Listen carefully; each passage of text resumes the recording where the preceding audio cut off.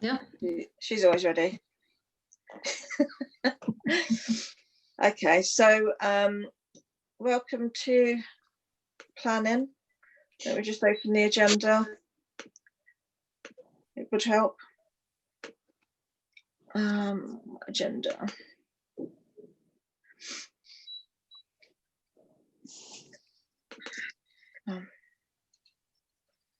Public session, Paul? Yeah. Oh. Yes, public session to start with. Yeah.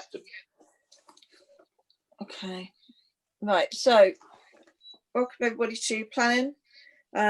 We do have a public session, and I believe we have a member of the public who wishes to speak. You do. Hello, Lisa. Hello. Hello. Some of these points you've heard before, but it is regarding Overn Crescent garages, which are coming up on the agenda tonight. I have been in communication odd times with Catherine, but I have written a few bits and pieces here. Hopefully it won't be too boring for you. Some of you have heard before, but some of it you probably won't have, because it is coming up for obviously discussion soon in Buckinghamshire Council. So we'll just take it from that. We'll start. Some of it you've heard, as I say, ecology survey 0.2.1, because you won't have these plans in front of you either. They're on the ABDC website.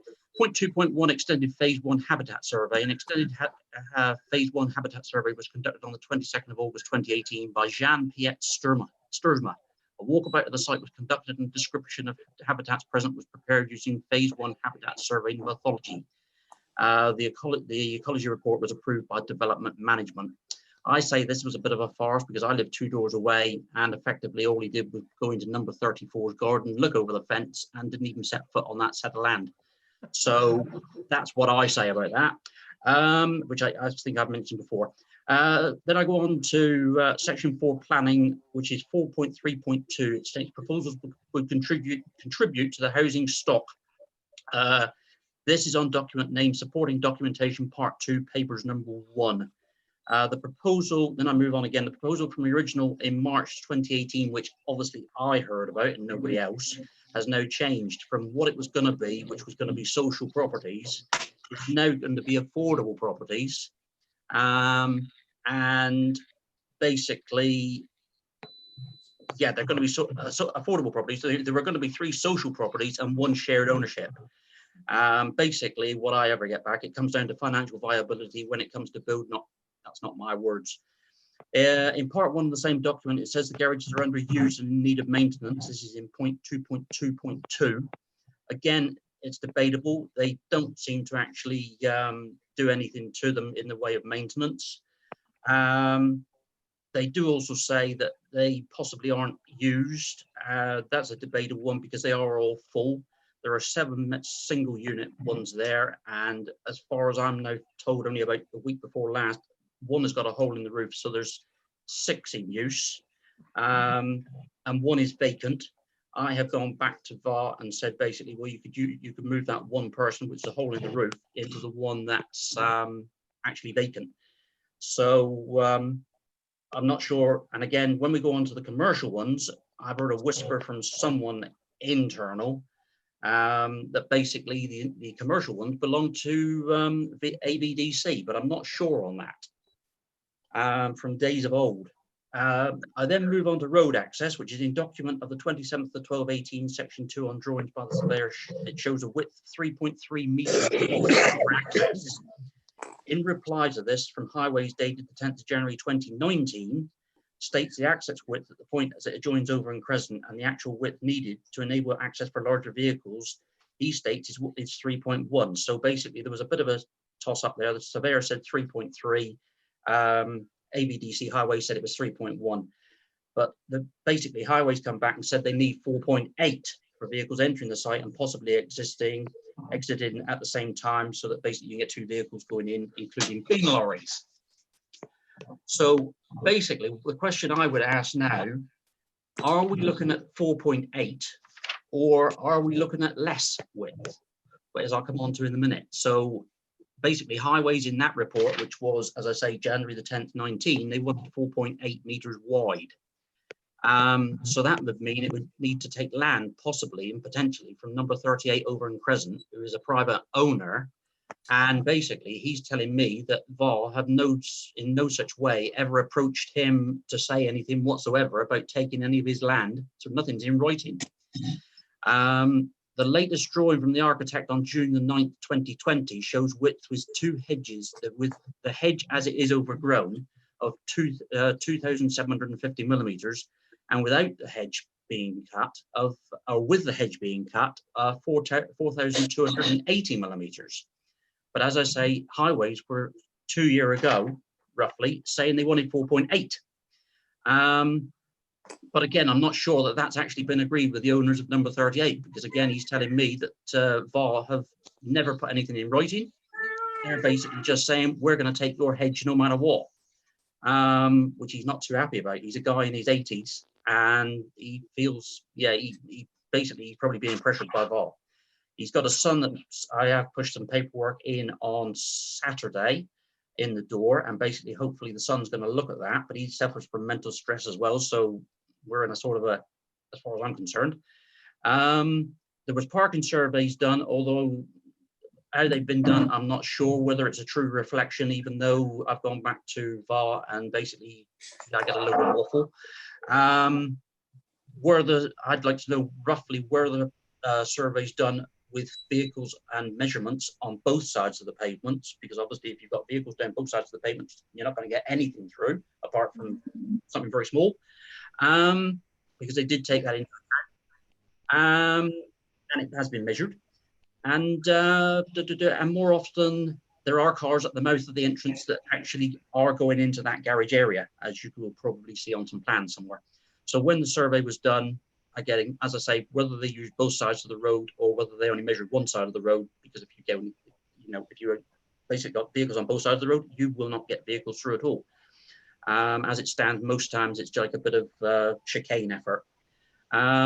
Things changed slightly by the developer, especially with the bin problem, and that was also Highways came back with a remark on that, because what they came back with in reply on the 4th of July 2019, Highways came back with a reply. It was much the same, but did note that concerns still did prevail. The only reference they did make at that time that they agreed that this was AVDC, they'd agreed that bin lorries would no longer be going into that site. So the bin boys would have to drag the bins out from an area or areas to the property. Again, the bin boys probably got no say in that. From that, there was also a bin store that's been added and taken away one parking space. And again, like the rest of it, which is i.e. the hedging and etc. with number 38 Overn Crescent, he hasn't seen, the guy in number 38 Overn Crescent hasn't seen those plans. He's had no consultation with VHT about those plans. So basically over his garden fence, which is his fence, effectively, they want to put a bin store. So I put down like smell, etc. I have gone back to the trust and said this. Basically, they've come back in mitigation saying that it's only meant to be a bin collection point, not a bin store. So they basically say, well, there shouldn't be bins there, so it shouldn't cause a problem. But I'm skeptical on that. Drainage, I'm going on to, basically that's sort of been addressed, but living here, basically I was here when the drainage surveys were done. And effectively, they did put their cameras down through, and the drains that I can see running out into Overn Crescent actually are blocked. They are on slides as well on the website. They also ran a camera up Overn Crescent because the point it joins and it runs up to number 52. They got to number 52 Overn Crescent, and then basically there was a blockage again. On the GeoSmarts, I've nearly finished by the way. On the GeoSmart SUDS report dated the 10th of July 2019, in the rear of the property, they got soakaways to obviously try and omit these problems, because that's what they wanted, was a SUDS report. By the way I look at it, basically those soakaways are very close to the boundary fences. Do they have to be a certain distance from those hedges? And obviously they've got to be probably a certain distance from the properties, so that potential problems don't run next door, which they do at the moment in time. Because as I've said to the VAR, basically when it rains, I see water running literally down the path of number 9 Cobham Close, and straight down her path, straight out into the road, and Cobham closes inches deep in water at times when it's a real good downpour. Basically, though a letter dated the 1st of April 2020 from Buckinghamshire Council does have some reservations still, it doesn't object in principle, but it does have conditions still in place under condition 1, and that was signed off by Claire Rafferty, drainage officer. Heritage has raised concerns because of the heritage and the backing and the crowding in, etc., to the summer house. That's been mitigated again by a private contracted heritage officer on behalf of Vol. Obviously, he's going to come back and mitigate it. And as I say, the possible tenanture of the properties has changed from what it was original, where it was going to be social properties. They're now looking at possibly three affordable properties and 1 shared ownership. And that is about it. The only other thing I did pick up was this document here, which probably is on the website. Do I take it that probably the town council would get a contribution of something like £11,500, provided this goes through? It's a Joe Houston Parks and Recreation. It was dated 19th of 2019. It's an off-site financial contribution in lieu of the sport and leisure facilities would be appropriate in the case of 11,550 actually, based on following submitted bedrooms per dwelling of those 4 properties. Thanks for listening. Thank you very much. And you still got 7 minutes left. That's fine. We don't normally go back to anybody in the public session, but because there is 7 minutes, does anybody want to go back to Steve? Any hands up, Paul? Not that I can see, no. No. Oh, Robin. Just to thank him for the brevity in that he put that forward and that he got that all through in 7 minutes. I think that's worth a round of applause, chap. Well done. We're all take note of that sort of stuff. I just thought there was probably some points there that Catherine's done a very good report. You know, I can't knock Catherine at all because obviously she can only put forward what she can put forward. But I do get a little bit of feedback from Vol, which you don't get, unfortunately. Yeah. And much to their disgust, I must admit, or their my perseverance on my part, and their what can I say? They're having to put up with me keep asking questions. So, yeah. Well, it's good that I think it's good that there's a neighbour there that is asking questions. Yeah. Mark, you had your hand up. Yeah, Steve, thank you very much for that. You mentioned about the heritage officers recommending refusal, but that might be mitigated. There's nothing in the reports to suggest that might be mitigated. He's come on very strongly saying that there would be adverse effects on the summer house, which is grade 2 listed. That's right. That's right. Yeah. Where did your mitigation come from? There was mitigation.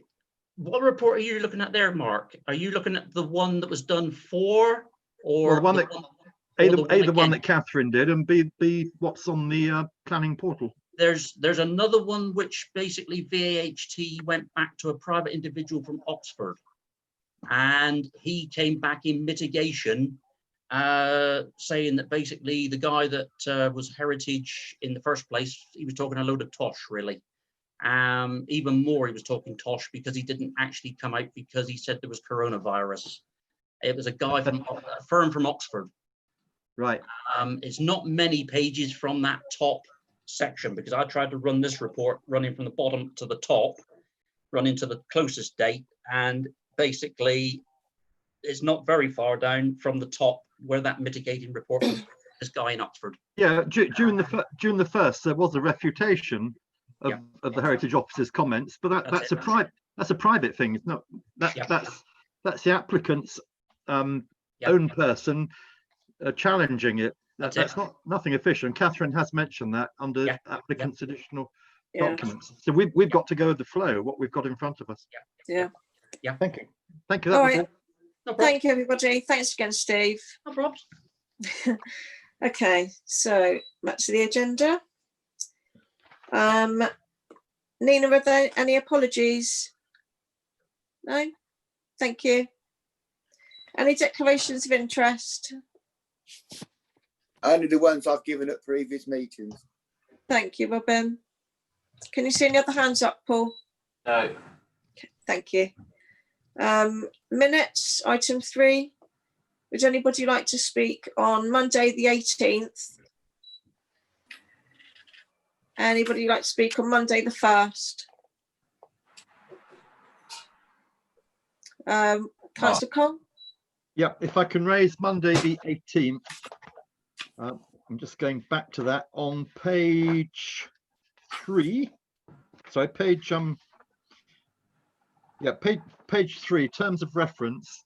The planning committee agreed that we would not drop the term chairman, yet the minutes have a mixture of vice chairman and chair. That should all be vice chairman and chairman, and the same for June the 1st. I thought that's what we'd actually agreed by quite a large majority at that Monday the 18th of May meeting.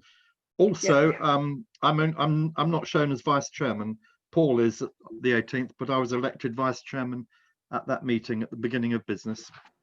Okay, that can be changed. Thank you. I wondered if we could include something when we were discussing the terms of reference and the chairman thing came up. Nina, because you've included some of the information in there about the sex, gender, male, female issue. Councillor Cole said something that was correct, and I think needs to be included if members are happy. That he said that it's not. Sorry, Councillor Cole, did you want to say it? Yeah, what I actually said at the meeting was it was a position. It was a position, not a person.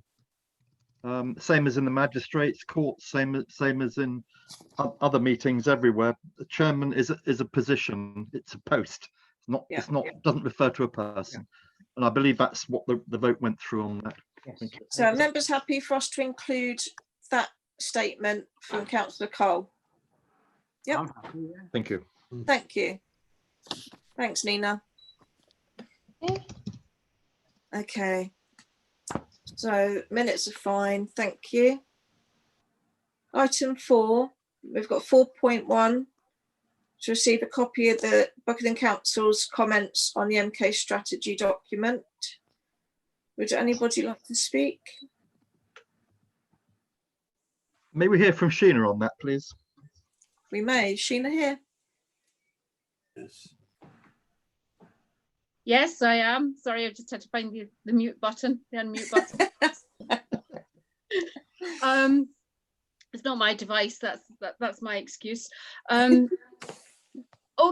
That's 4.1 on the Buckinghamshire Council comments on the MK strategy. I think I come under 4.2, but if everybody's happy for me just to move on to 4.2, I'm okay. Well, should we? Yeah. Should we? Does anybody want to say anything on 4.1 before we move on to 4.2? I can see Robin, Councillor Touchbury. Well, just a technical point, Chairman. The Buckinghamshire Council's opinion is now an historical opinion, and so is the District Council's opinion, because they do not exist. We haven't got a Buckinghamshire unitary opinion, so those opinions are now opinions of defunct council. So they carry no more weight than an historic document, really. So that, Robin, the document is from Buckinghamshire Council in May. Yeah. It's from the Shire Council, it's not from county. Yeah, but to the best of my knowledge, this hasn't gone before full council. There hasn't been one of the Buckinghamshire Council, so it can only be the opinion of the leading group of the council, because it hasn't actually gone through a council meeting to be agreed as the opinion of the Buckinghamshire Council. So it is only a personal opinion of the controlling group and the cabinet members. Now, they may be under terms of reference be able to do that, but we should see it in reflection to what it is, because the last council meeting was cancelled and there might be one in July, theoretically. So they haven't taken it to council, unless they're doing it under delegated powers. They should really test it, shouldn't they? Okay. All right. Does anybody want to say anything about this document or this letter, rather? Any hands up? Oh, Paul. Yeah. Am I muted or not? No, you're fine. Okay. Yeah, I think the main thing about this is it's really a sort of it is not a plan. It's not a plan like VALP was a plan.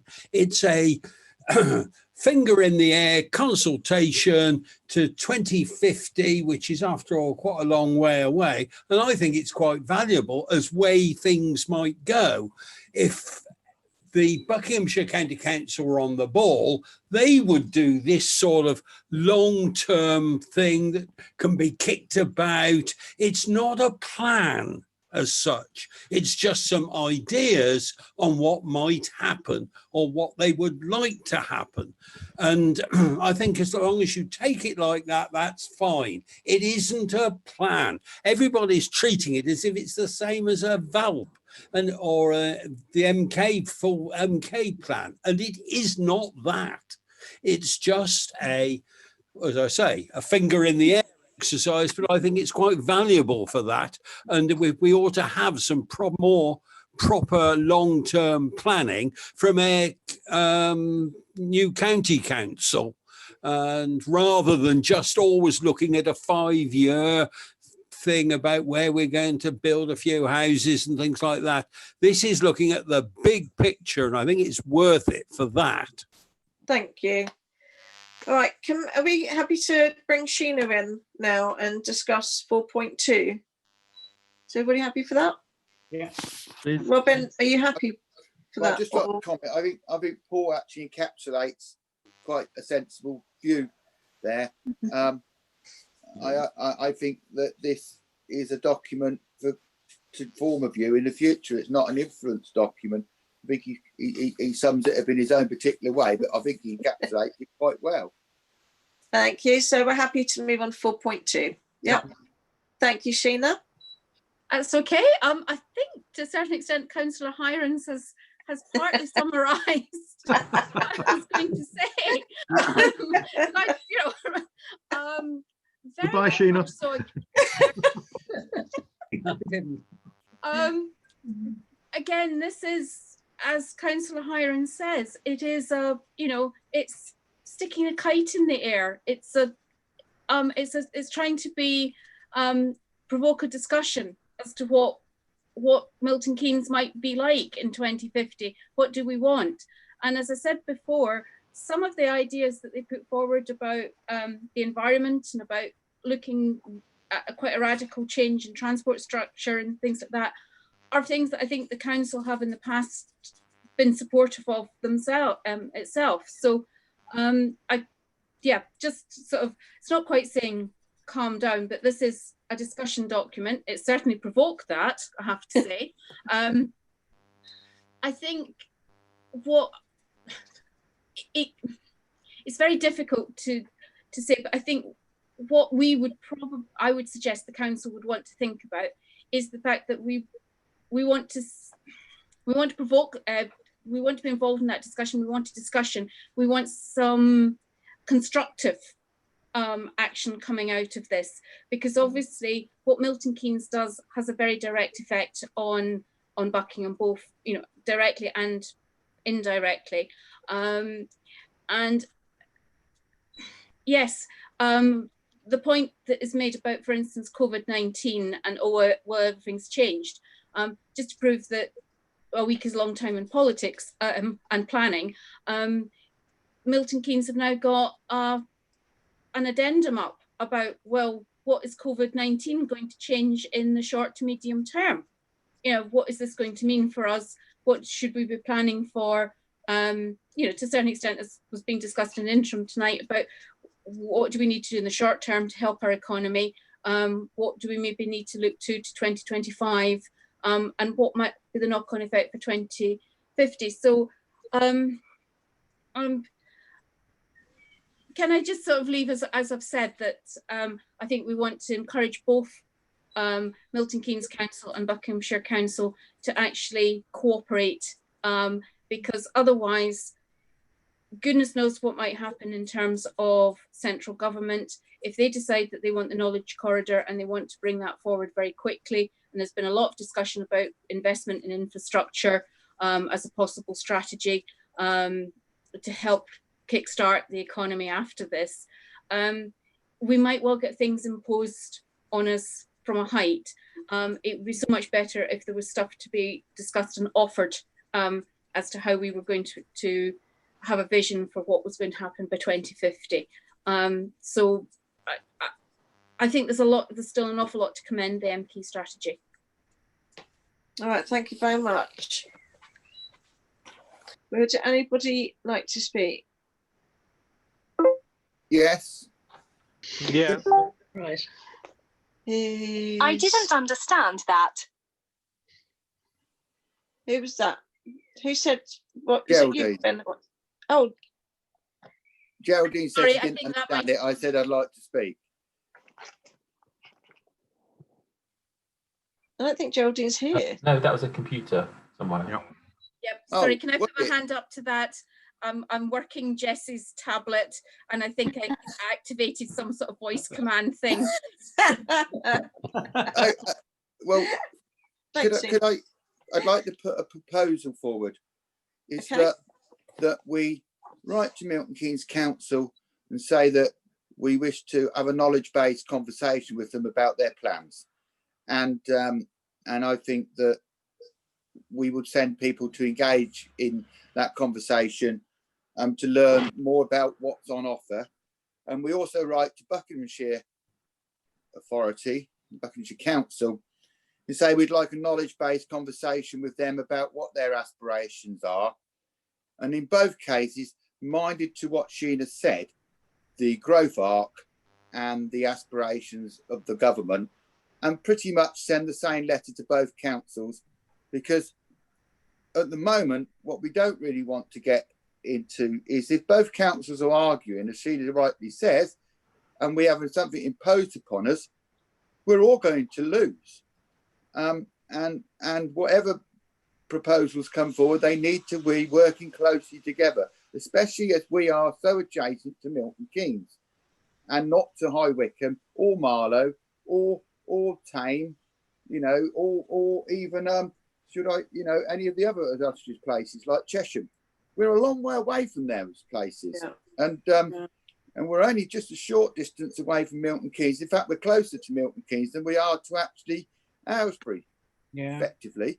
So I think we need to have an adult conversation with both parties and see what we learn, and that's the way forward. And then we can form a view on all the information we get, and we can come down on a proper view on it thereafter, rather than knee-jerk reaction. Right, thank you. That's a proposal by Robin. Yeah, I'll second John? that. I'll second that. Yeah, I mean, I was going to propose something very similar to what Robin just said. I think it's, I might have put it less diplomatically, but I think it's good that discussion has opened up between Milton Keynes and the Buckinghamshire Council, and we are keen to be involved in further discussions with them jointly and separately to help us plan for the future of Buckingham. I think I agree with what Robin said. Definitely. Well, do we want to take this to a vote then, chaps and chapesses? So those Mark wanted to say something. Oh, sorry, Mark. Go for it. Yeah, thank you. No, I agree with what Robin and John are saying, but one thing I disagree with Robin over is he said that South Bucks is too far away from us. It's not. This is where our main threat is going to come to. Yes, we can talk to Milton Keynes all we want, but as some of you I'm sure might be aware, Chiltern and South Bucks district councils, as were, they basically had their local plans thrown out. The inspector has given some really damning responses, saying they took no notice at all of Slough and Slough's housing needs, which they want to push on to South Bucks. South Bucks say, well, we can't take them. We're Greenbelt, we're area of outstanding natural beauty, so we'll push it up to North Bucks. Beaconsfield Society, which is equivalent of our Buckingham Society, actually said the domino effect of local authorities looking to palm off their housing need to neighbouring. Sorry, I can't. A lot of noise at the moment. Oh. Can everybody mute themselves apart from who's actually speaking, please? Yeah, sorry. The domino effect of local authorities looking to palm off their housing need onto neighbouring authorities is taking place across the whole country. There's various reasons for this. Councils using out-of-date inflated house need figures, unrealistic uplifts to housing need figures, incorrectly calculating housing need numbers, and failing to identify brownfield sites for development etc., etc. The effect on us here in North Bucks, I think, could be devastating. And we need to consider this at full council, not just at planning committee. We've been banging on about the failure of our own inspector into our VALP not to hear our submissions on affordable housing. And we're still waiting for that chance. Add to that the Thalden Chase fiasco, and the whole county's house of cards is collapsing. I don't think we're going to see local plans being made, not in the next year or 2 years, maybe never. And in their absence, it's open season for developers. The only saving grace is that the Buckingham Neighbourhood plan will still be the overarching plan until we get local plans in place. But yes, we need to start this dialogue quickly with Milton Keynes and I think with the South Bucks areas. Just to come Mark. briefly, Mark. Can I take Paul first? Hirons, please. It's just one word. We shouldn't use, when referring to this from Milton Keynes, the word plan. It's a strategy document. All the difference in the world, because a plan tends to assume it's something you want to do. This is not necessarily what they want to do. It's what you might want to do. And therefore, we need to understand when we're even writing to them, we refer to it as a strategy document, not as the Milton Keynes plan, because it is not the Milton Keynes plan. Thank you. Right, that's okay. Well, the recommended action at the bottom of the report, the Buckingham Town Council will seek to lobby every opportunity for a clear, proactive lead from Buckinghamshire Council as to the vision of Buckinghamshire 2050 and to work in close cooperation with neighbouring councils to achieve a positive outcome for this section of the Knowledge Arc Stroke Corridor. So the only thing that you're adding, that Robin's adding into that is naming Milton Keynes Council specifically, which I don't think any of us would object to, based on the fact that they brought out the strategy document. Can I just yes, back you can, before we Robin. vote? I know the documentation that Councillor Mark Cole refers to. I've seen it. Say least, and when I say I wasn't referring to they have no effect on us, Mark. And if I didn't make that clear, I apologise. What I was saying is they're further away from us. But Mark is quite right, and I think that documentation and those concerns should be brought to the council. I don't think we can really talk about that unless every member's got that information before him. And it is, as Mark quite rightly said, it is dire, and he made an eloquent case for that. But I think just my main thing is to start the conversation, because whatever happens, we're Buckingham, and we need to know what's going to happen to Buckingham. We hope that both Buckinghamshire Council and Milton Keynes Council will work together, because that's the only way forward. Yeah. Well, I think not on a plan, but on the study of the Milton Keynes. And Paul Hirons is quite right to use the correct term. And I think that he's absolutely right on that. Right. I think some of their complaints, the Shire Council's complaints, were that Milton Keynes haven't spoken to them, and they weren't taken into consideration. And it feels very much like how we feel with the VALP. We weren't consulted. Our neighbourhood plan often isn't even referred to, and they certainly don't correct any developers when developers talk about the VALP and don't mention our plan at all. So all right, so are we agreed with the recommendation action? Can we have a show of hands, please?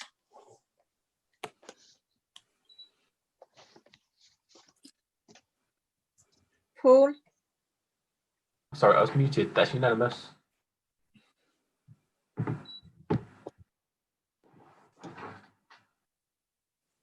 We all okay? I think we are. Can you hear me? Yes. Okay. And we will be emailing Peter Mallon, the leader of the council, as we will email Martin Tett. Yep. Yeah. Thank you. Right, let me go back up to the top. Okay. 4.3, to receive for information notes on neighbourhood planning, Appendix B. Would anybody like to speak on this item? Noted. that the same feeling for everybody? Robin has his hand. Thank you, Councillor Sudbury. I think that when it comes to this business of the neighbourhood plan, I think we need to take to a future meeting the response given to us around neighbourhood planning from the Cabinet at the last Cabinet meeting. And I think it was less than clear in the sense that they said they wouldn't take any more powers upon themselves of what they'd got. But the question was about, have they taken more powers upon themselves than what they've got? And it did give influence in 2.8 in their constitution, as I think Councillor Cole pointed out at the previous meeting, that there could be an assumption that they could be more direct over neighbourhood plan. But I think that letter, that question needs to come back to the councillors to discuss, and for Sheena to read and to have a proper discussion around what that means. Because if neighbourhood plans are going to be treated in this, what you've got to remember, Buckinghamshire Council, most of the neighbourhood plans have been in North Bucks. There's not been many neighbourhood plans passed in South Bucks, and it wasn't a priority to do neighbourhood planning. So whatever we think about the district council, at least they did do neighbourhood plans and pushed them, even though we had problems on the journey. So I do think we need to bring that back. I think Sheena needs to look at it and the town clerk and everybody, and make a assumption around it, because there may be a question further to that we need to ask. And I think I don't know if Sheena's seen it, but it should be in the minutes of the Cabinet meeting, and the webcast is freely available. Because I'm still left feeling, well, we might be all right or we might not be all right. And what I am minded to the fact that Cabinet positions change in local authorities. We've just got a new Cabinet member for planning, and we could, you know, in 2 years' time, we could have a different Cabinet member for planning. And what we've got is the present Cabinet member for planning's view. So I think I think we need to discuss it and come forward on that, because if we pass the neighbourhood plan and they say they want to work with us, we need to be assured they want to work with us. Because if, as was quite rightly said, it looks like they might not have a plan in place for 2 years. And it would mean that we have to have a discussion about whether we crack on and get our neighbourhood plan done. Because in law, I believe, the town clerk can correct me if I'm wrong, if we cracked on and got our neighbourhood plan agreed, which they couldn't object to because they haven't got anything to object to it through, and it'd be a new made document, it could be that our plan would then influence the new Buckinghamshire Council plan, because they'd have to be in conformity with us. So I think there's opportunities in this, but it's not for tonight to decide. But the information needs to come back, and the legal terms of reference of this needs to come back. And just because I believe something to be true, that needs to be advice and officer support to it. All right, can we get town clerk's thoughts on that? Happy to bring something back to the next meeting if that'd be helpful. Thank you very much. Okay, is everybody happy with that? Sorry, I didn't ask. Yeah, thank you. Okay, right, apologies, the numbering on my agenda is incorrect. So my agenda, we've just done 4, but it says 3 and then 4 again. So it would actually be 5. It's action reports. So sorry about that. Appendix C. Anybody like to speak on the action reports?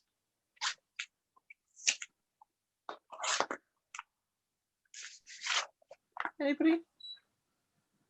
Councillor Cole? Is that me? Yes, it is you. Thank you. Yeah, thank you, Madam Chairman. Yeah, policy on neighbourhood plans, halfway down the first page. Councillors Cole and Stutchbury to formulate written question, which we've done.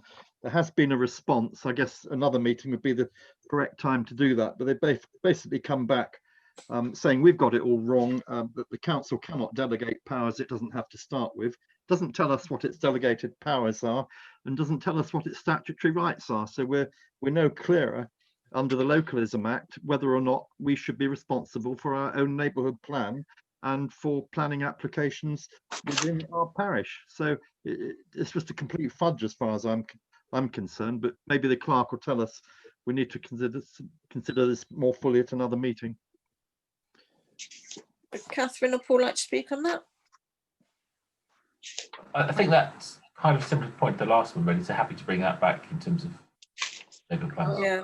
I was going to say it's under what we just did, surely. Yeah, I agree. Okay, has anybody else got anything on the action report? John. Thank you, John. Just to say, I think we should keep chasing the archaeological report for the West End Farm care home. There's been lots of discussion in recent days and weeks about the importance of history. Well, this is a very important part of our history, and it should not be destroyed because it's going to be left and somehow buried, shall we say, by a new development. This is our history. It should remain. It should not be disturbed. And it should be properly excavated. Now, we need to see that report. What the heck is happening to the report? History is very, very important. We need to make sure that history is not destroyed. I can partially answer that. I know Robin will want to come in on it, but if I can explain quickly that Robin has been emailing the officer, and they are saying that because of COVID, the report hasn't happened. So there isn't a report for us to read because it hasn't been done. But happy for you to add anything to that, Robin. Further to that, because we've got a brilliant clerk, you will be discussing an application at a future council meeting, and I have today emailed Sue Kitchen to say that that application is an amended plan to the one you were talking about, John. So rather than wait for you to discuss it, I am very concerned for exactly the same reasons of your archaeological report. And I have, out of courtesy, copied Catherine back into my brogue around that. And I have wrote to Sue Kitchen today saying that I want that to go to committee. It's no good that we haven't had this report. And I have been, and if they're going to consider this again without a report being present, yeah, that's enough reason I think it goes to committee. And if I can achieve that, that means that all of you can then come and talk about this again. But I don't want to talk about that application tonight, because what I know is because we've got a fantastic clerk who made me aware of it. But that's to say what it is, to let you be assured, John, I am not letting the metal off this. Yeah. I want to know whether my ancestors were murdered on the outskirts of Buckingham. And as I'm just having my son for my Father's Day present was to trace my DNA back to find out whether I'm human or chimpanzee. We could find out that I might be related to them. Okay, are members happy with that? Yeah, agreed. Yeah. Thank you. Thanks, John. Okay, let me just scroll back up to the top. Okay, so we are on plan applications now. Should we discuss the one that Steve was talking about first? We can, if members are happy to bring that forward. Yeah, thank you very much, everybody. Okay, so we are going down to item I think these were incorrectly numbered as well. 7, 8, 9, 10. No, these are fine. Okay, so 9 under amended plans, garage site, Overn Crescent. Who would like to speak on this item? Councillor Cole? Yeah, I'm happy to start it off. We've already referred to it when Steve kindly addressed us before the meeting. Heritage officer is very much against this at the moment. He's recommending refusal if it's not refused on other planning grounds. Does not comply with relevant heritage policies because of the close proximity of the summer house, which is a grade 2 listed building. It was the summer house of the Dukes of Buckingham, and there is a report from the Aylesbury Vale Housing Trust historic consultant who completely refutes what the Shire Council's heritage officer says, but that's not our problem. That's back between them. loss of garages, 7 garages, and we understand they're all fully occupied. The loss of a hedge we've heard about. Okay, it's Lynandi hedge, but it's still softening the scenery around there. And as we've heard from Steve, if the landowner hasn't been approached by that is a dereliction of duty by the planning people. So for all those reasons, I think we need to continue to oppose it. It has, I know, been called in, hasn't it, by Tim Mills? So there should be an opportunity for us to speak on that. Thank you. Thank you very much. Anybody else like to speak on it?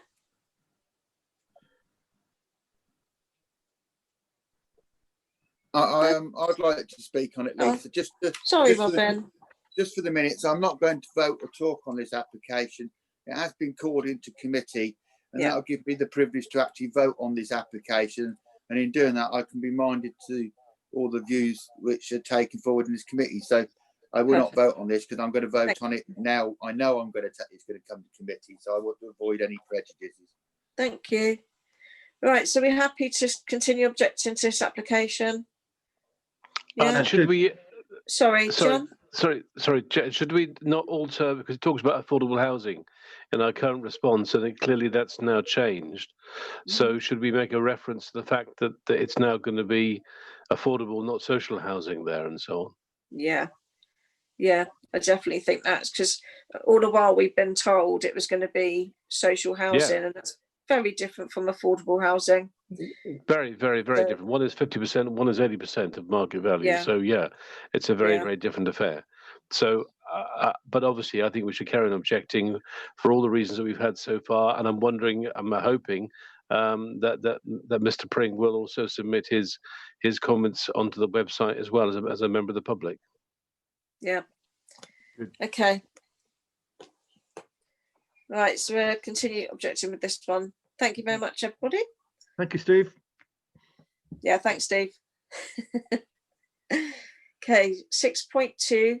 No, sorry, 6.1. 59 Morton Road, a single-storey side extension. Would anybody like to speak on this item? No, Paul? No. Oh, no. So, sorry, no. It seems fine to me. Yeah. Thank you, everybody. So no objections. No objection. Okay. Thank you. 6.2, 7 Robin Close. Badgers.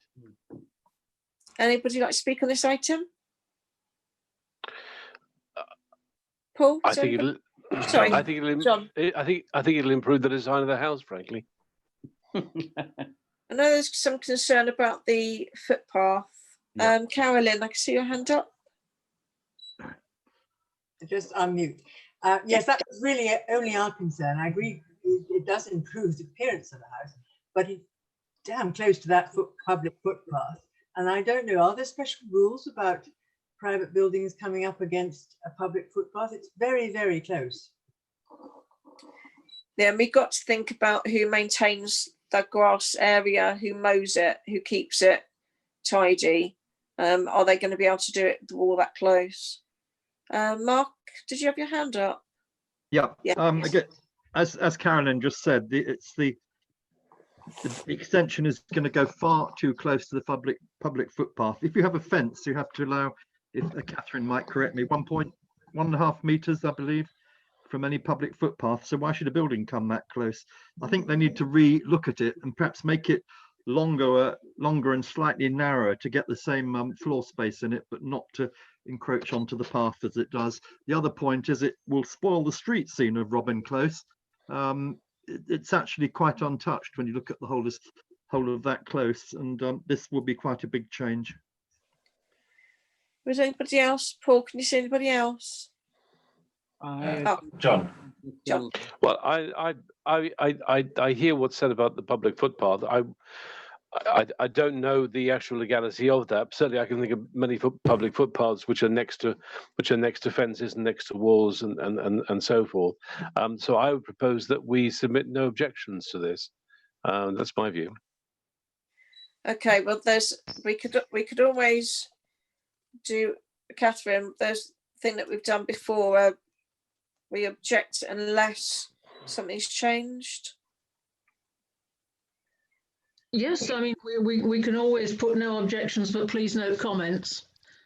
Or the committee would be minded to go to no objections if such and such happened. Yeah. May I propose that in line with what I spoke on? Make it Okay. longer, longer and narrower. So we've got no objection from John. Would anybody like to second no objection? No. Oh, Paul, Councillor Hirons, you're seconding no objection. Okay, and I'm happy to second your object unless this has changed, Mark. Yep. So can we have hands in the air for a no objection to this application, please? And Paul, can you count hands?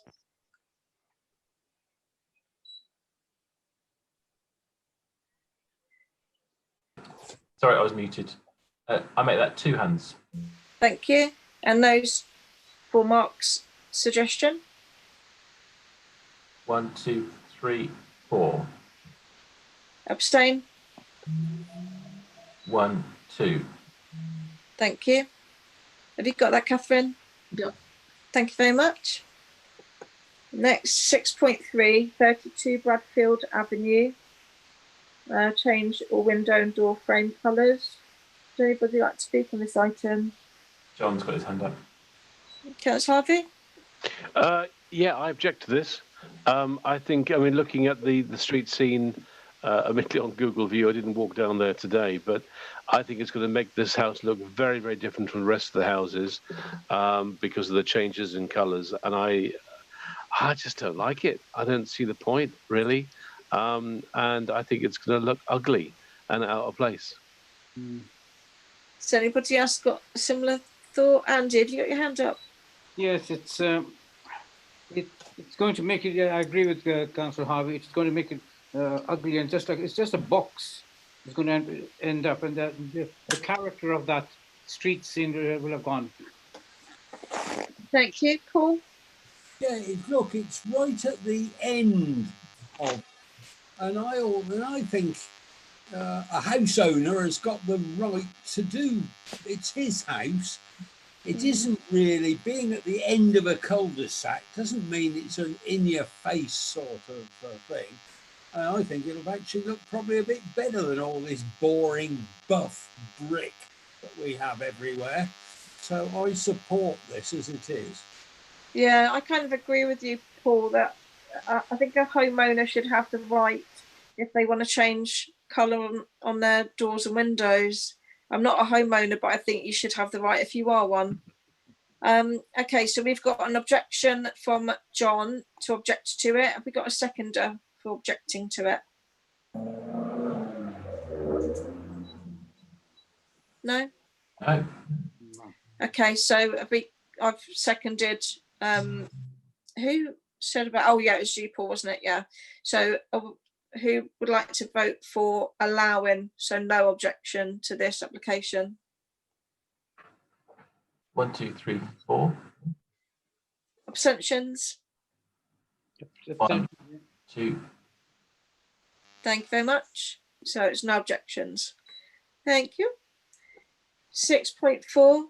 And against, from me, against. Sorry, John. Oh, sorry.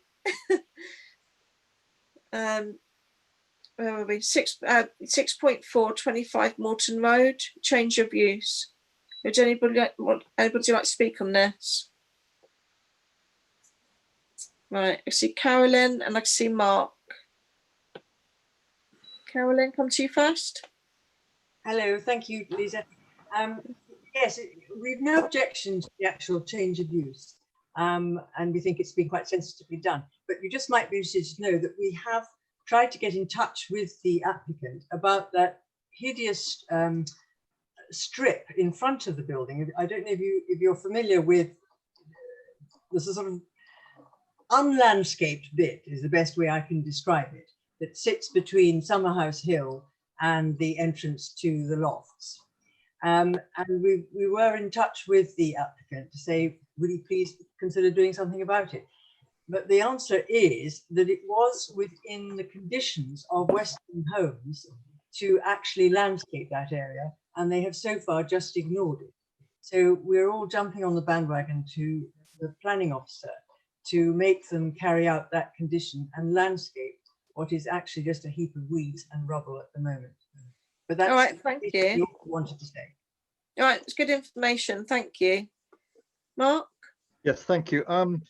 No, I agree. I think it's a good use. It's going to save this building. I mean, it is quite an attractive building for what it is. You know, it's a 17th or 18th century industrial building. I'd like to see them keep those doors as well, if that's possible. It's surrounded by listed buildings. It's in the conservation area. What Carolyn has just told us about, of course, is an enforcement matter, and it's probably nothing to do with Paul Turkelson, who owns this building. He's the applicant. But yes, I take on board what Carolyn said. Get enforcement involved on the surrounding area, but don't oppose the building. It's not been advertised yet with statutory notices, so neighbours have not yet had a chance to object or to comment on it. Thank you, Mark. Robin? I have no particularly strong view on the application, but what I have a particularly strong view on is if Caroline can send me the officer that they're talking to and the elements of work which is outstanding, I'm quite prepared to take that conversation up with the officer to get that move forward, because it appears that that's one of the strong considerations in this, and I think I can be better used doing that if that's possible. Obviously, yeah, I mean, I don't think it's part of this application, though, is it? No, but I've heard what Caroline has said. Yes. One of their considerations, and they found out if they were going to object to it, and they found out that should have been done by the homes. But I think that's something we shouldn't rest to one side. We've learnt that information, so I won't comment on the application. But if Caroline's willing to forward me what I need to be doing with that, I will do it as a councillor to follow that up. I think that's would probably make the thing a lot better all round. Thank you very much. Has anybody got anything else to say on the actual application, though? I just going to say, yeah, just what Robin was just saying, and Carolyn said should come they should raise that under item 15 tonight, enforcement. So yeah. So as the application is, as I said, I think we should approve it, but with the hope perhaps that they save the doors, because they are a nice feature of it. Okay, Paul Hirons. Yeah, I agree 100% with what Mark said about agreeing it and endeavouring to keep the external view of the doors. They don't actually have to be opening. Needed opening for what is it? Yoga people or anything. They don't need doors that big, but I think it gives the look of the thing. Which I think does. Okay, so we've got no objections, and we would like them to keep the doors. Can we have a show of hands for no objections, please?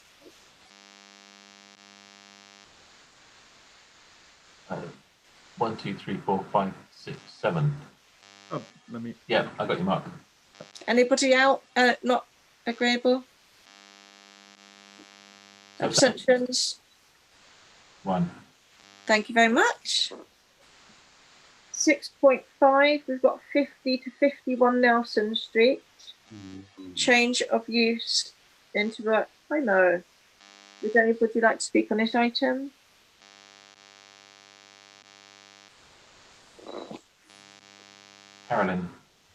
Carolyn. Sorry, me again. Yes, we were a little unhappy about the size of the rooms, the parking, no obvious bin storage.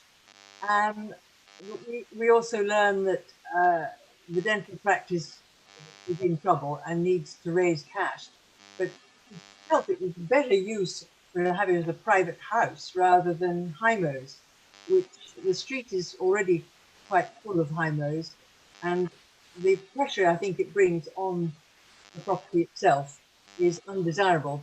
How many of those are planning reasons, we're not sure. Yeah.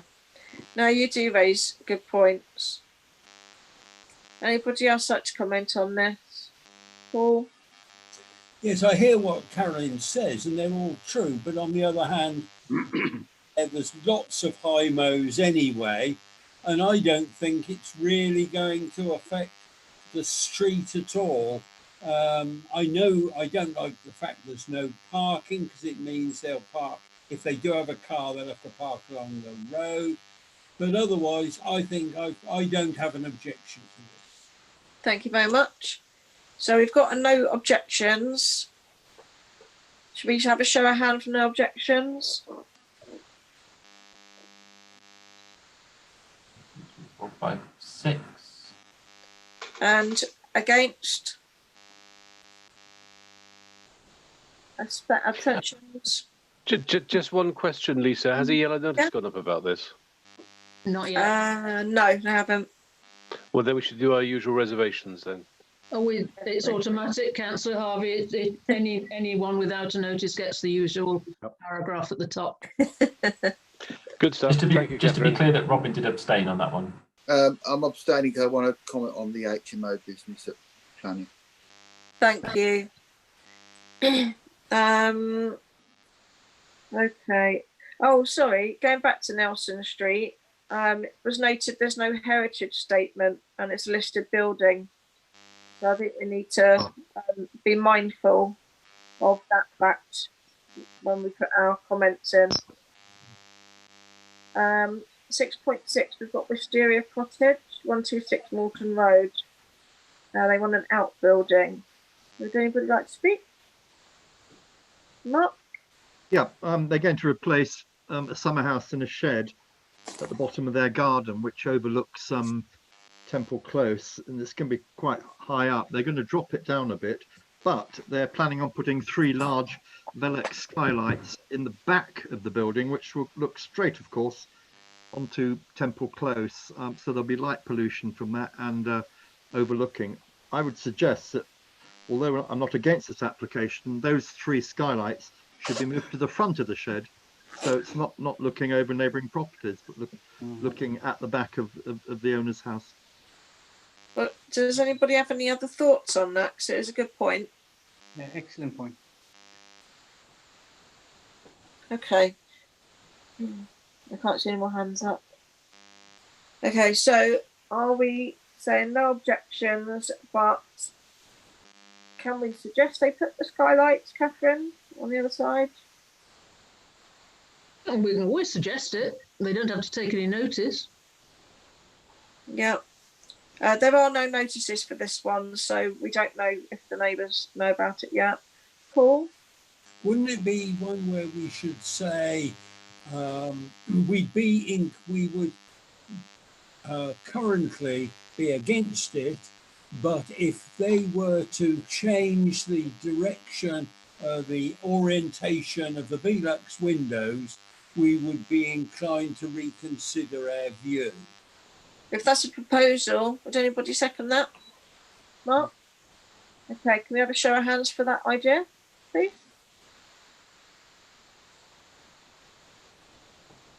One, 2, 3, 4, 5, 6, 7. Anybody against? Abstentions? 1.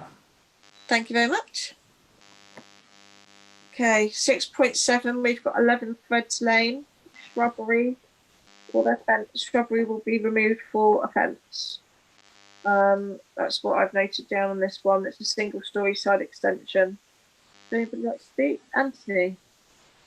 Yes, I just wondered whether there's any sort of covenant on Lace Hill development that people shouldn't interfere with soft landscaping and replace it with fences. And I don't know. It's an open question. Paul or Catherine, would you know the answer to that one? No, I haven't looked that one up yet, but it's a valid point to make. Yeah. Especially replacing with a fence, because quite often people don't want fences in the frontage. Yeah. Okay, so Carolyn. I just walked past this today. The hedge in question is Petinia, red robin, which you see, of course, everywhere. but it does form a continuing sinuous hedge around this property and the opposite one. So it would look a bit odd taking it out and replacing with a close-board fence or wall, I think is what they're suggesting. And as a rule, the Buckingham Society would not like to see green landscaping replaced with hard landscaping. But it's a very narrow hedge. It's more the sort of continual appearance of this hedge, which is of a piece around the close, rather than just taking out a bit and putting a fence in. Okay, so because the application is for a single-storey side extension. Martin, have you got your hand up? Hi, Martin. It only comes into view when I ask it. Go away now. There you go. On the drawings, it says wall stroke fence. Have they determined? You know, I don't really want either, but you know, there are advantages of having a wooden fence and disadvantages maybe of having a brick wall. You know, they're different things, apart from that it is a side extension anyway. But you know, just on that point of that fence stroke wall to be replaced the hedge. Yeah, there's no design statement with the application, and the extension's on the far side of the house to the hedge that they want removed. So I can't quite see why they should be coupled together anyway. Agreed. Yeah. Robin? Point of information. Firstly, can Caroline send me the red robin, because I'm interested in that hedge. As a matter of interest, it's got an interesting plant to me. I could feel myself growing some of that. But I just want to be assured that there was a notice went up for it, and that the residents are. I'm not going to comment on the application. It likely to come to planning, but I think if there's, you know, I want to be assured that the residents are aware of it, because, you know, it is a new estate. Yes. People are under COVID at the moment, and people won't be necessarily taking the normal walks that they will do. And if they are walking around, they might not necessarily be looking. And it has been commented, it's quite a large change to the street scene. So I think we be assured there's a yellow notice being up there, and otherwise there isn't. Notice was posted on the 16th. Okay. Okay. Right. I'm minded that it's 10 to 10 now. So we're getting very close to our end time, unless we agree to go over slightly. So what are we saying for Threads Lane? Are we objecting to a single side extension? What are we saying? Objecting, not objecting? Anthony? We're not objecting to the extension, but we are objecting to the replacement of the hedge with a fence or wall. Yeah. I think we can say that, can't we? Yeah. Yeah. Can I have a show of hands for that idea, please? 1, 2, 3, 4, 5, 6, 7. Thank you very much. Abstentions? Robin? Yeah. 1. Okay, 6.8, we've got 2 Chandos Close. Demolition of conservatory utility room and rebuild extension. Anybody have any issues on this one? Nope. No. Fine. All right. Okay. Happy. No objections. Yeah. Good. Fab. Thank you. Right. Amended plans. We've done 6.9, so we'll go on to 6.10, which is SO petrol station. Thank you for finally putting in an application. Any comments on this one quickly? Mark? Yeah, I notice it's subject to 2 highway conditions. So as long as those are met, I can't see any objection now. They have suspended work until we've considered this. So so I think it's fine. Okay. Is everybody in agreement with that? Yes. Martin, is your hand up to speak or to? Yes, sir, madam. Did we not say at an earlier meeting that this was to have environmental solar panels, you know, when we were going down that road? Don't think so. Are you sure? I thought we were saying it for all new developments.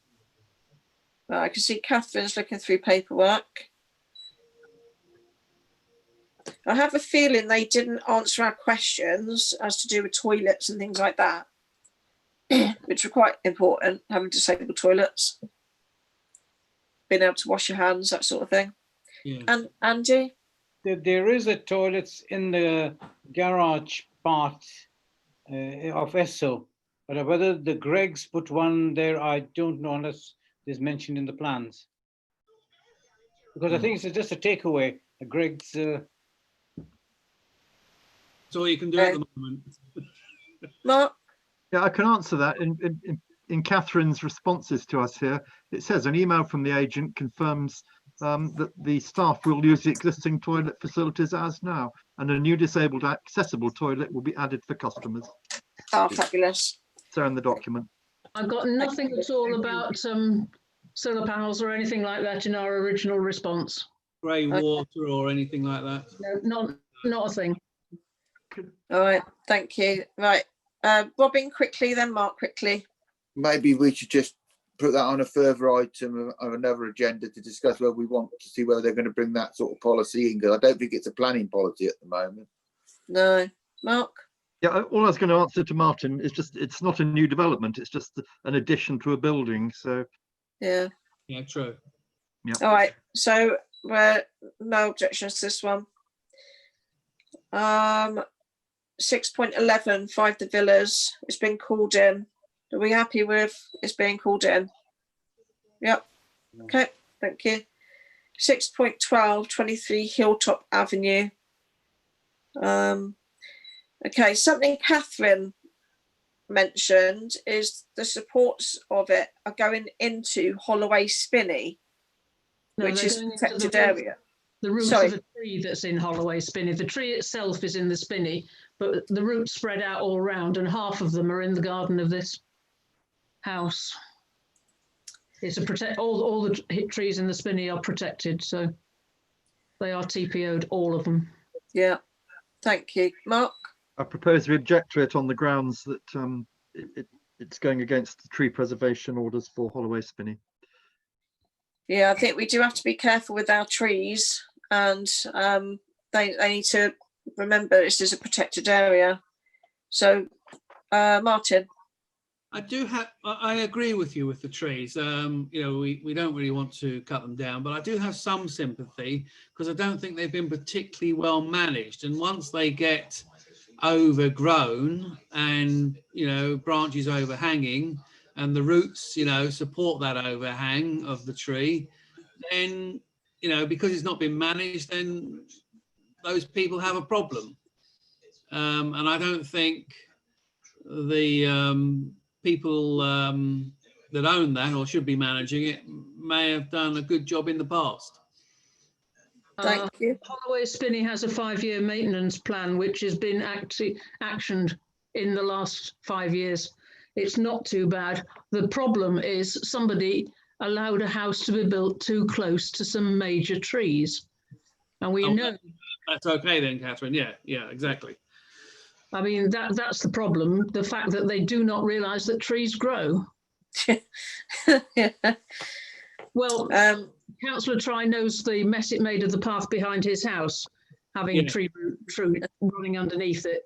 And my sister's council, the normal is 5 metres from a tree, and they are now looking at 10 metres from a tree because of those issues. Gosh. All right, quickly, Robin, and then Anthony afterwards.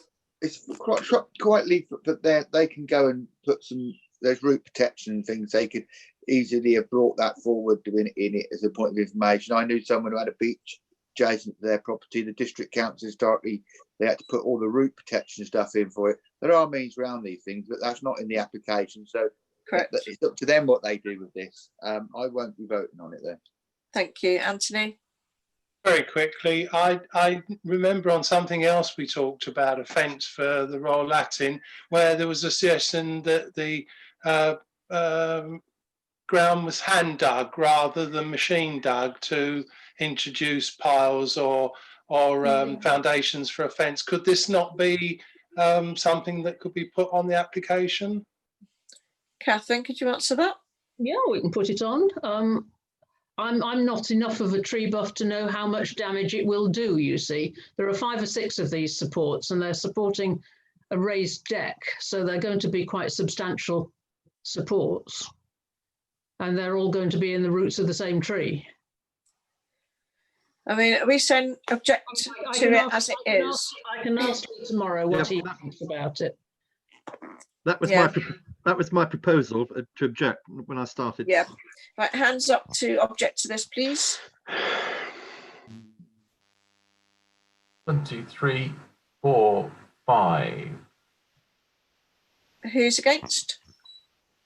Abstentions? 1, 2, 3. Thank you very much. It's 2 minutes. It's 2 minutes to go to 10 o'clock, Lisa. It is indeed. Can I get through this in 2 minutes? The others are trees. So 6.13 trees, 6.14 trees. Plan decisions. They've been made. Now we don't have any of our Shire councillors here this time. Well, I'm here. You are, yeah, but the ones that just spoke last week. So the reason, I'll say quickly, the reason that this is on this agenda is because a couple of the councillors spoke last week and I didn't want to be rude to them, but me and Paul have put this on as an agenda item after the applications so they can then speak and we can ask them which ones they would like to call in. So we kind of get that done at the same time. Just speak briefly. I'm concerned. I understand that nobody's yet called in the application for. It's not been called in by a council. Your decision. I've abstained from it. On the Mays Morton Road 3. Can I suggest that we discuss writing that one back out again? I'm happy to call it in, but I don't think I should call in every application. No, that's fine. Mark. Yeah, I propose we ask Simon Cole, Councillor Simon Cole, to do it on our behalf. Yeah, indeed. Give him... Why not? Yeah. Guys and Lady Carolyn, can we have another 5 minutes on the clock to get through if there's any enforcement breaches, and then we're done? Agreed. Is that okay? Thank you. We don't have to travel home, do we? Well, most of us. No, but it's for our staff. We don't want to keep our staff, do we? Thank you. Okay, so enforcement. Has anybody got any enforcement issues? Just the one I mentioned before, which if Caroline gives me, I can. Yeah, perfect. We can have that minuted as well. I will, Robin. Thank you. Thanks, Carolyn. Mark, did you have your hand up? No, that was it. The Western Homes landscaping that haven't completed. Yeah. Has anybody else got anything on enforcement? No. Thank you. And next one is report any new breaches. Anything? No. No. Fabulous. Just one thing we ought to be minded to that we still have travellers living. Last time I was up there, there still are travellers that are living on the next to the redundant Burger King. They were there the other day. I haven't been up there since. Does anybody know if they've moved? They're not there anymore, Robin. And the entrance to that Burger King site has been closed off with concrete bollards. Oh. Okay, well, thank you. I went there the other day. Thanks, John. I just went. I was going to have a chat with them, but they blocked the way with the vehicle. Thanks, John. Okay, sorry again about the numbering. The numbering is wrong. It's 9, 14, 15, 11, 12, 13. So apologies again for that. So we've done enforcement matters. I don't have any chairman's items. So I have one matter to report, Chair, just briefly. The footpath that goes behind the hotel on the bypass has got about 3 or 4 trees that have fallen down across the footpath itself, and that needs fixing. Oh, wow. Okay. Thank you. Especially a lot of willow trees and other trees are coming down at the moment because the ground is so dry and all the roots are just not stable enough. And they say that path in particular is now impossible, well, almost impossible to pass. I had to climb through a tree the other day. Oh, wow, that's not good. Thank you for raising that, John. Mark? Yes, I sent over the weekend and this morning photographs to everyone of pavements that are damaged or seriously deteriorating on Page Hill. None of those pavements are lit, and of course, as from tonight, it's the days are getting shorter. So we need that looked at quite urgently. The whole of Page Hill, I imagine, hasn't really been given much of a makeover since the mid-1970s when they built these properties. So if that could, Catherine, be brought to the attention of whoever. Yeah, thank you. That was the only one. Thank you. Thank you, Mark. Anybody else got anything to raise on those? No? Just one thing. I have Robin? raised it and got an unsatisfactory answer myself, but I think the council should be minded to keep some pressure on Top Angel. Top Angel has been failed for a long time. It's in the industrial estate. I did get a response back from the cabinet member. I think I copied it out of information to the office, but I do think we need to carry on the conversation about that and give some pressure to make sure it eventually gets into a work program. This is our primary employment area, and and we need to make sure that vans and stuff can get there. If you drive over it at anything over 20 miles an hour, you're likely to take your sump out now. And just saying that it's waiting to be done, and it has been waiting to be done. It was first complained about, I think, in 2015. Okay. And then in 2017, it's been a gap of complaint. And I do think we have to be minded that there's been conversations on Facebook on that briefly, and the information given to them was inconsistent and inaccurate because they were told by an elected member that it would all be taken care of within the Osier Way development. Well, the Osier Way development hasn't actually even come forward in development. So I think we need to be pushing for it to get into a work programme, because otherwise it never will get repaired. No, good point. Thank you. Right, I don't have any items for chair's items. Date next meeting is 20th of July. Thank you all for being attentive. Thank you. Sorry, who's John? I was just saying goodbye. That's all. Oh, I was just saying goodbye. Bye, John. Wave a goodbye. Bye-bye. Safe journey home, everybody. Thank you, Catherine. Thanks, Nina. Thanks, you, Nina. Paul. Yeah, good. Thank you. Night, Steve. Well, stay safe. Safe journeys home. Yeah. Thanks for staying later, guys. Thank you. Are you eating your tea straight off?